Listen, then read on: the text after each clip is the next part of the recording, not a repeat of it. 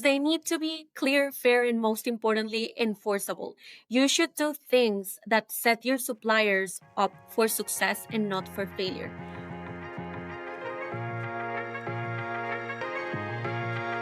Hey there, and welcome to the TSC podcast, your go-to source for practical insights from top sustainability leaders around the world. I'm Jonas, co-founder of the Sustainability Circle, and I'll be your host for today's episode. Here, we share the stories of those at the forefront of driving sustainability in organizations globally. Every episode dives into real-world lessons, unique insights, and actionable advice to help you advance sustainability in your work. This podcast is brought to you by the Sustainability Circle, the platform where corporate sustainability leaders grow through community-powered learning and connections. In today's episode, I'm speaking with Sandra Leyva, Director of Supply Chain Sustainability at the KION Group, a leading global provider of industrial trucks and supply chain solutions.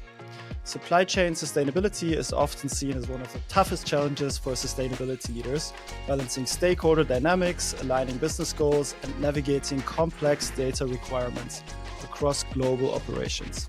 Sandra will share how she tackles these challenges, from securing organizational buy-in to engaging suppliers and addressing the ever-evolving demands of transparency and reporting. Sandra, welcome to the show. Good to have Thanks you. for having me. I'm super happy to be here. Amazing. I am as well.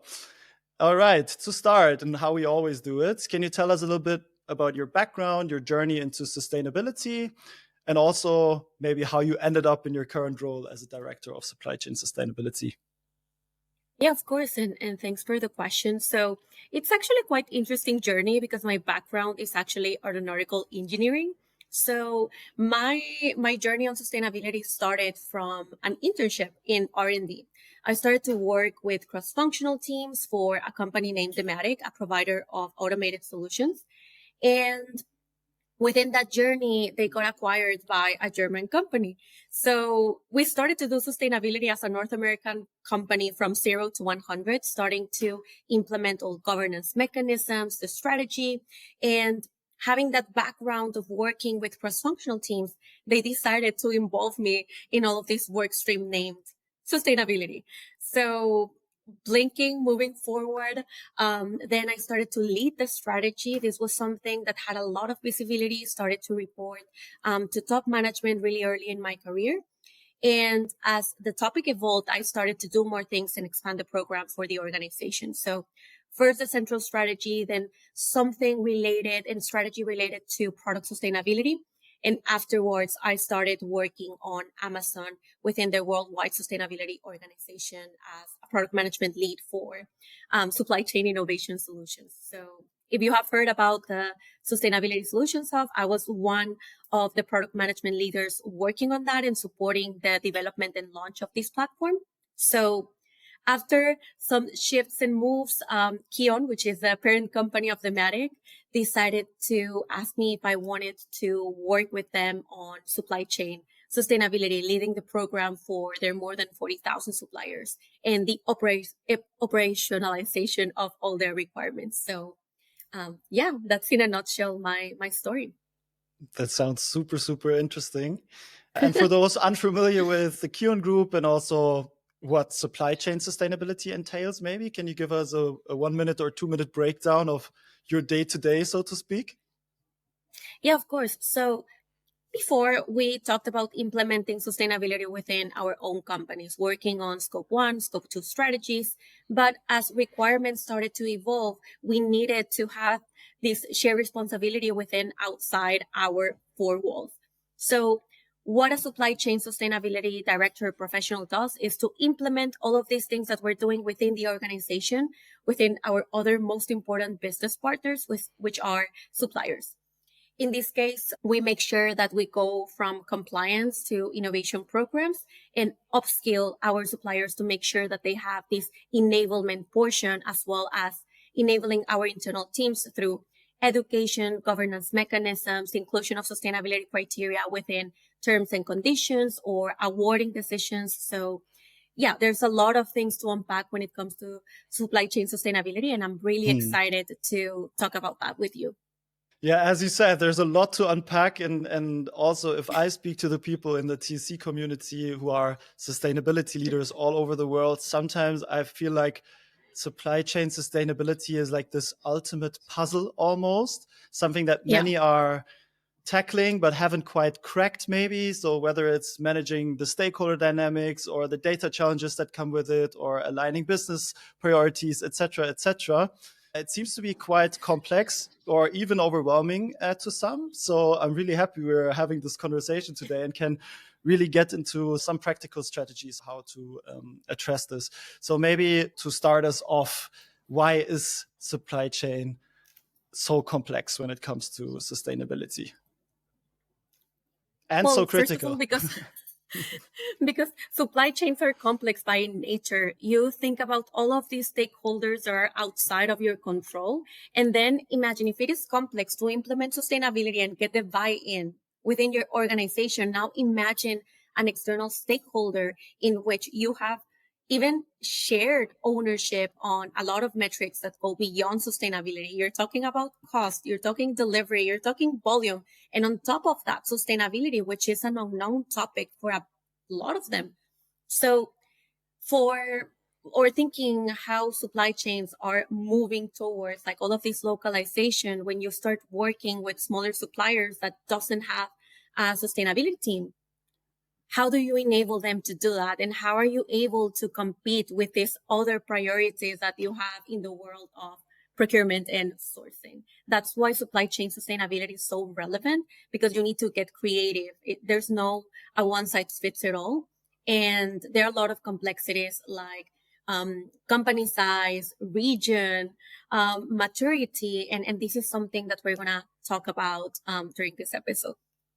Yeah, for sure. And yeah, you even touched upon it. I think the whole topic of creating buy-in as well externally, but also internally is, I think, something that is very much needed in any transformational or collaborative process, I guess. Yeah. So I think it's definitely worth focusing a bit on this topic of securing buy-in from leadership, but also from the suppliers themselves. How do you go about that? Can you walk us through this challenge, how it presents itself to you, and how you deal with it? Yeah, of course. So I'm going to guide you through all of the journey, because sustainability is often misunderstood as a philanthropic topic when it's actually an operational risk. And many companies are starting to understand that. So we need to transform of, we need to transform this perception of a nice to have into a strategic profit driven competency. And we need to start by bringing supply chain disruptions, hefty fines, and reputational damage to the conversation. Because these aren't unfamiliar concepts. These are business threats.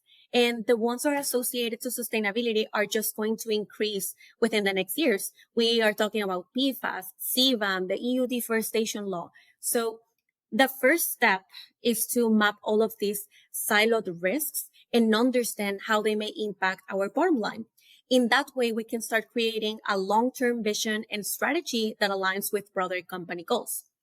But, and there's a big but to all of this, a vision is just a North Star. So many teams fail to implement sustainability programs successfully because they means that in addition to the long-term aspirational strategy, they need to also develop a short-term narrative with these short-term wins. So a technique to show how sustainability drives competitiveness and manages risks on day-to-day operations is to use tangible examples.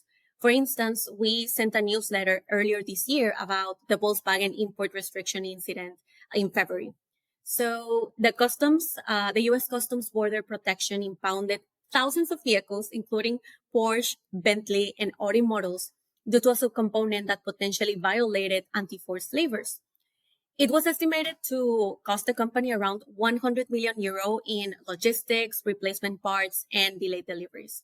Why am I mentioning this? Because cost savings, risk mitigation, and supply chain resilience, these are arguments that resonate at all levels and with multiple functions.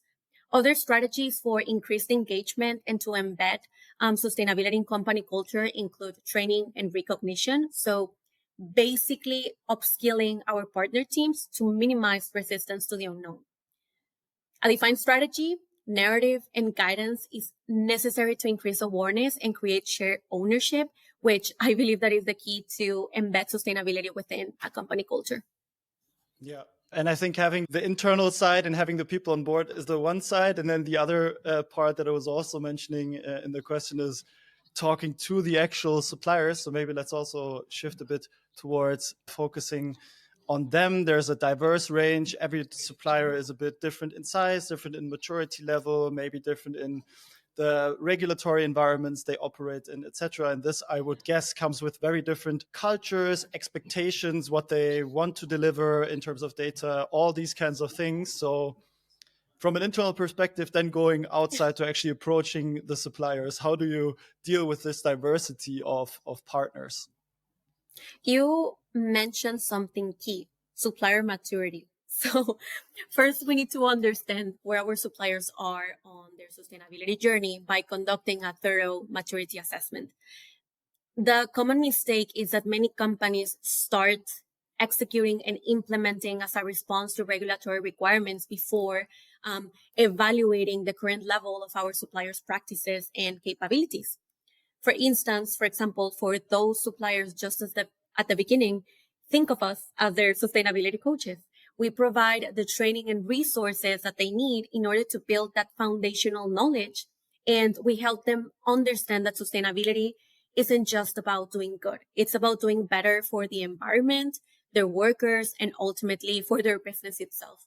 But education and we just talk about like this first and most basic step, because yes, basics are important, but they won't get far without the push. And that's where incentives come in. And making a small parenthesis, I'm not just talking about money, because sure, bonuses and better terms are great, but we have additional levers that may influence their level of engagement. For example, publicly recognizing their achievements, giving them access to office hours for free consultations, or inviting them to roundtables with other SMEs and other suppliers. That's how you build commitment. Yet, for all of this to stick, we must build on a solid framework. And this involves integrating sustainability clauses into our contracts, terms, and conditions. And we could talk a little bit more about that because that's a unique topic itself. Yeah. Yeah, I mean, we can maybe dive a bit deeper if we have the time in terms of how to structure such contracts. I think it would be really interesting to some. I want to maybe focus on one thing that I hear quite a bit when I talk about supply chain sustainability, especially to representatives of smaller companies. Because on the one hand, you rely on your suppliers, and especially if you're in a smaller company, you might not also have the biggest of bargaining power in the relationship with your suppliers. So it's very much a dependency to your suppliers. But on the other hand, you are now required by law, or you need the data in order to get your own sustainable transformation going, etc. So you mentioned already some things, basically like carrot and stick, like creating some incentives for them, but also writing it in the contracts. Are there any tips that you would have for people that say like, I don't know, I'm scared that my suppliers then won't work with me anymore? Yes. So actually, that's how we can talk a little bit more about these terms and conditions and sustainability clauses, because they need to be clear, fair, and most importantly, enforceable. You should do things that set your suppliers up for success and not for failure. Why am I saying this? Because you talked about overlapping priorities, and many people right now are wanting to talk about product carbon footprints because of customer requirements that right now are most commonly coming from B2C customers that a B2B company might have. Still, when it comes to that implementation and program with the suppliers, and we talked about the maturity analysis, you cannot start asking for product carbon footprint data if you don't even have implemented a supply chain due diligence program. What do I mean with this? Ensuring that there are not any violations of human and environmental rights across your supply chain. That's the most important thing right now, and it's another regulation. And the other portion of it is all the environmental product requirements like RoHS, REACH, POP, like those ones have been around for more than 20 years. And if you haven't enforced that, and if you don't understand if your supplier has the basics, then how can you jump and ask them for more? So and I just want to tell an example because I actually read a study from CDP, from the Carbon Disclosure Project, that found out that only 20% of the suppliers reported comprehensive carbon data. So you can understand this huge gap. And when it comes to competing with other procurement priorities, is more understanding the business relationship with the supplier. Like I'm talking on the more proactive portion, on the collaboration, selecting the suppliers that you know that are going to collaborate with you. You can do that by prioritizing them in terms of spend or in terms of criticality. That's how you can balance a little bit the number of requests that you're making for them. And so, yeah, I'm extending a little bit on this answer, but a last portion of this is to streamline all of your requests, making sure that you're not creating a unique process and a unique outreach mechanism for each of the requirements. So I do have experience from the other side. I told you that I was in product sustainability and in central sustainability. So there were times in which from a single customer, we were receiving 10 different requests and I didn't even know who was my point of contact that much. So streamlining makes a huge difference in all of this. Yeah. It's a lot about prioritizing, but then internally, you as someone that works in the sustainability team, even though in your specific case, you have kind of a cross-functional role, but many listeners work in a pure like group sustainability role, so to speak. And your incentives and the things you want to achieve might be very different to those of the procurement team, for instance. So how does that usually work? Like the prioritization of basically what you're trying to achieve in the interaction or the collaboration with the supplier. Yes, you mentioned something that's really important. There are people that they're on the central sustainability teams, but at the end of the day, even in central sustainability, they work with a lot of different functions. And something that's underrated is internal one-on-one communication. How are you able to actually enforce clauses or compete with other priorities is by understanding your stakeholders. For instance, I'm going to give you an example. I have one-on-ones with my most critical stakeholders, with supplier performance management, with global supplier development, and I sit with them to understand their processes and understand their KPIs. And then instead of creating a new process, I try to embed my criteria within them and understanding from their perspective what's reasonable and what's not.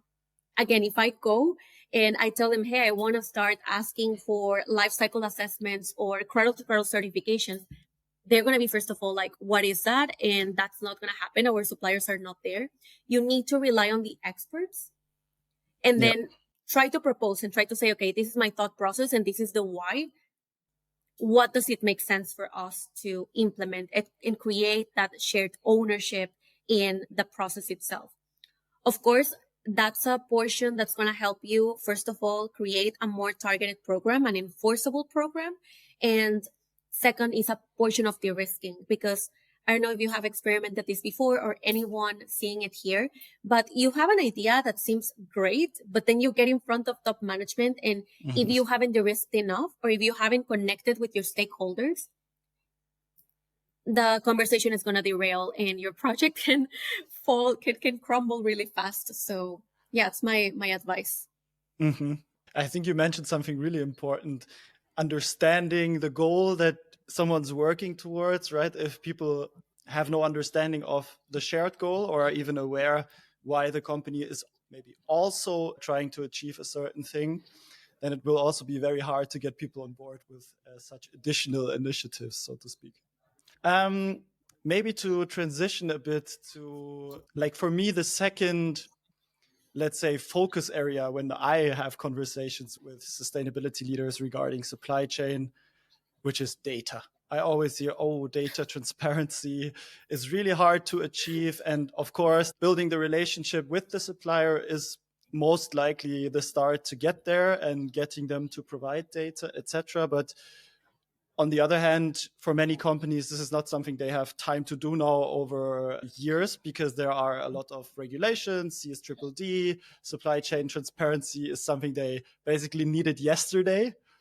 So Yeah. how is this challenge of collecting data from the supply chain and creating data transparency in the supply chain connected to all of this?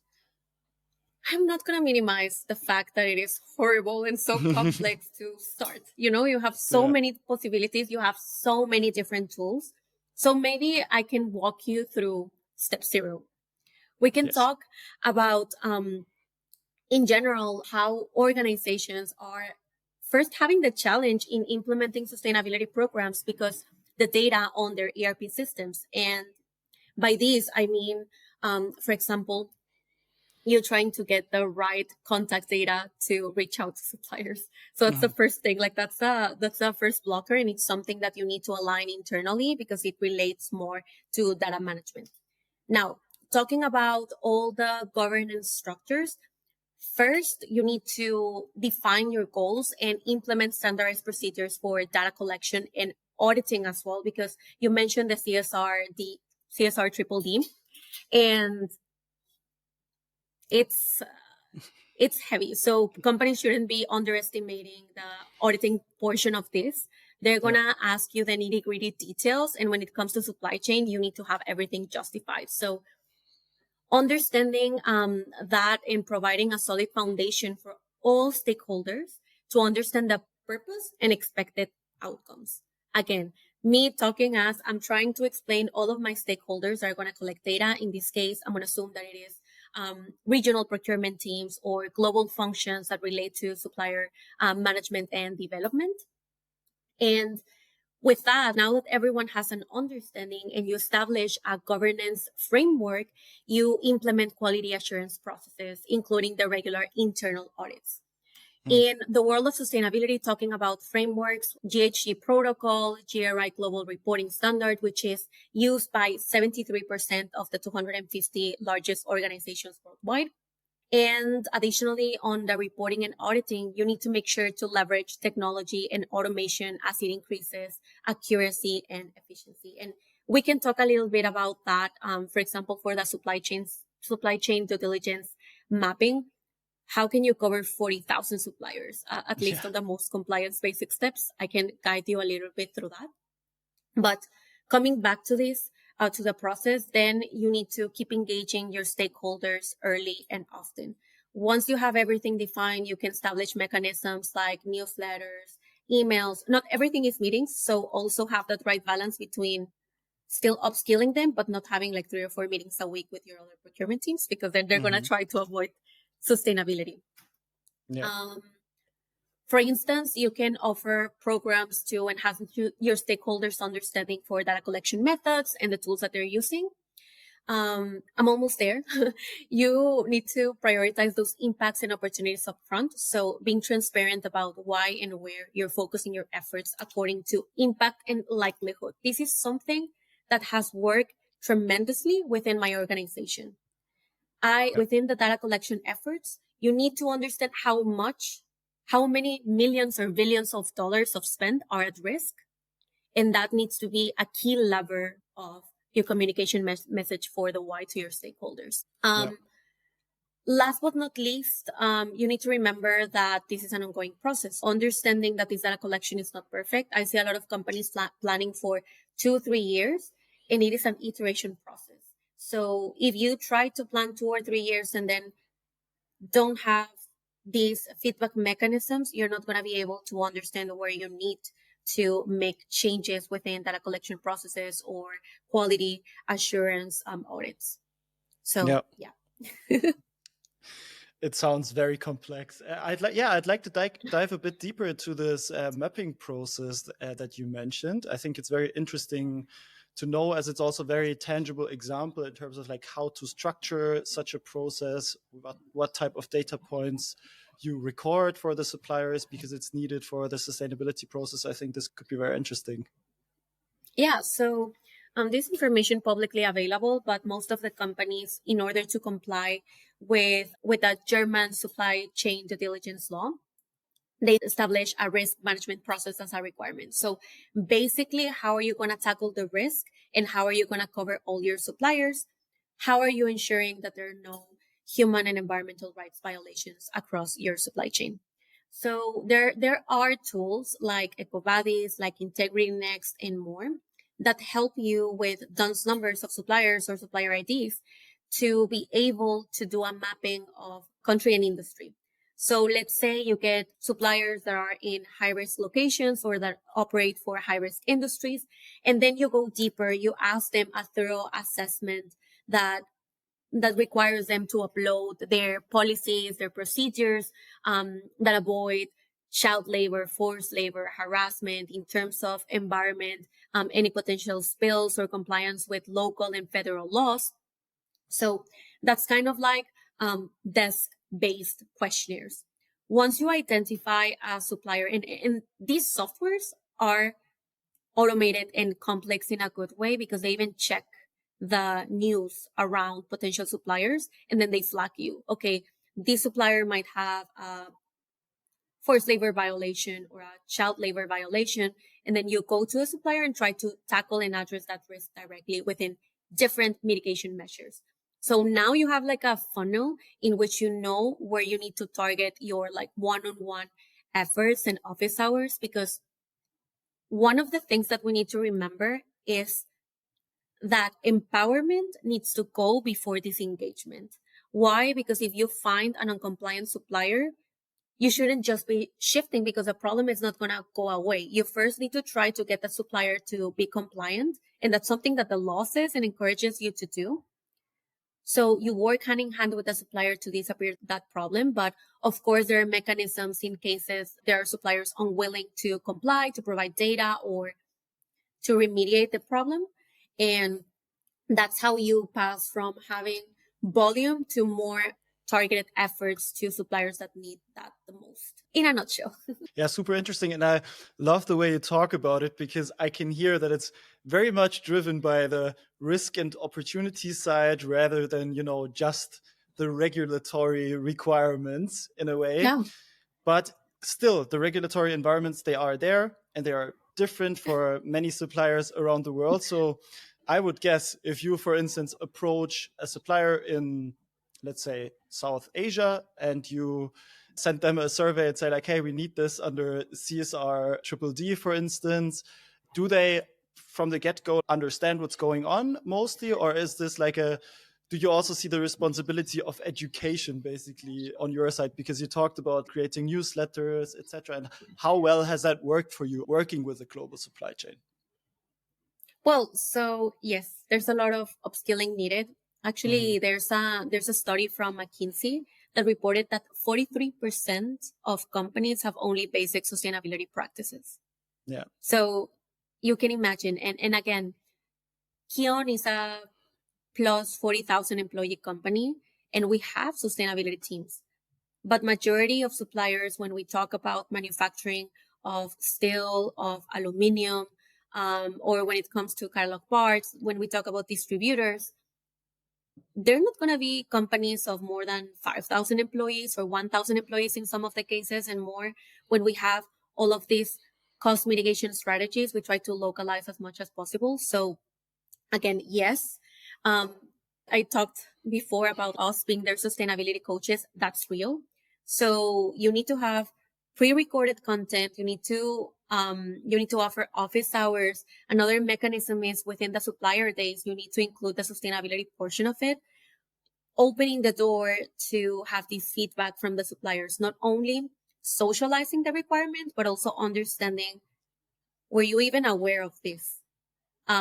Making these kind of campaigns to get the supplier educated that potentially we're not going to be their only global customer asking for this. And we can talk about these multiple global requirements and how we can streamline that. But at least for the supplier, we need to think from the hat that there's someone in their local facility just wanting to understand what's the requirement that affects them so they can comply with the bare minimum because it is extra effort. So yeah.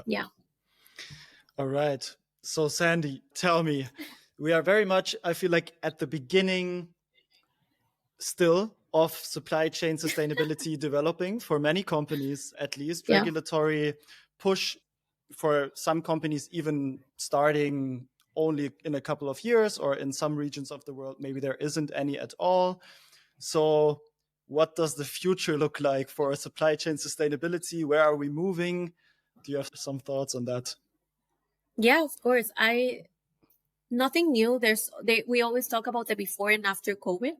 Yeah. Transparency is increasing, fortunately, and we're going to get benefited from that. If you told me that we needed to report for tier N suppliers and that we needed to create strategy for tier N suppliers maybe 4 or 5 years ago, I would be bold by now. But understanding that other sides of the organization are using blockchain technology, they're using AI in order to have this traceability gives me hope. Yeah. Because now, like, our portion of sustainability is upskilling. In terms of topics, I see circularity and biodiversity coming extremely strong within the next couple of years. When we see the agenda for COP30, that's one of the big topics that we're going to talk about, biodiversity. And that's scary a little bit, because we had years to familiarize with carbon, with carbon emissions. So now we're struggling to enable our supply chains to report on carbon. And now we're going to add the layer of biodiversity, now moving forward into having the complete life cycle assessment or the complete life cycle Yeah. impact analysis itself. So that's something that I see coming. Second, as well, within us approaching to all the pledges, 2030, 2040, 2050, there are going to be some investments starting to move a little bit stronger. I see that maybe not within the next couple of years, but from 2027, I can see that companies are going to pass from the incentives that are non-financial to now different packages that talk a little bit more strongly about renewable energy, or incentives related to enhanced terms and conditions, share of business. That's where it's going to become interesting, because carbon pricing is developing and it's going to impact as well hugely the procurement strategy for a lot of organizations. Challenges are not getting any less and smaller, I think. I mean, you talked about biodiversity, that adds a whole nother level of localization as well. So you need to be really in depth in terms of what's happening on site or at specific locations. So that's definitely something that's very complex. And in the end, you talked about it. We need to get people on board. We need to have the right tools in place. And most importantly, there needs to be a business case made for sustainability in the supply chain, and it needs to be closely embedded at the core of the value creation of companies, I think. Exactly. And because I don't want to have closing words, I think I want to give the mic to you to maybe, from your perspective, what are some key learnings, some dinner party facts that a sustainability leader could take away from this podcast to maybe bring to their work or talk to their colleagues about? I think that two of them, and I'm going to be really crisp about them. So the first one is that standing still in the world of sustainability is like walking backwards. This world is moving so fast. Sustainability regulations, sustainability requirements are evolving, disregarding all the noise and all the momentum outside, criticism with different initiatives, ESG, DEI. Things are still happening. So disregarding all the speculation, the programs need to keep going. And we as sustainability leaders have the ethical responsibility to iterate within the process. We need to understand that not everything is a win.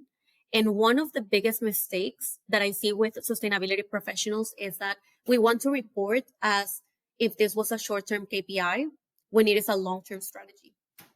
So that's one of the things. And the second, it is a quote that I use in my TEDx talk, that is that hope is not passive. It is an active force that's guided by our ability to change the world. So things are not going to happen unless we make it happen. So we are in a unique spot. We are within our roles. People don't realize the potential impact that we have to change the world and to make businesses have more responsible practices for, again, the environment, the people, and ultimately um, for the sustainable long-term durability of a business itself. So yeah, I guess that's something that I want everyone to take away from this conversation. Amazing. Sandra, thank you so much for joining me on today's episode. This was very insightful. I learned a lot, and I'm sure our listeners did as well. So, thanks a lot for doing this. Really grateful, really appreciate it. No, thanks for having me. And again, if they have any questions, you can leave my LinkedIn details below, and I would be happy to offer some office hours to anyone that might be interesting to connect and just exchange ideas. Amazing. That's a great offer. Perfect. Thank you. Thank you.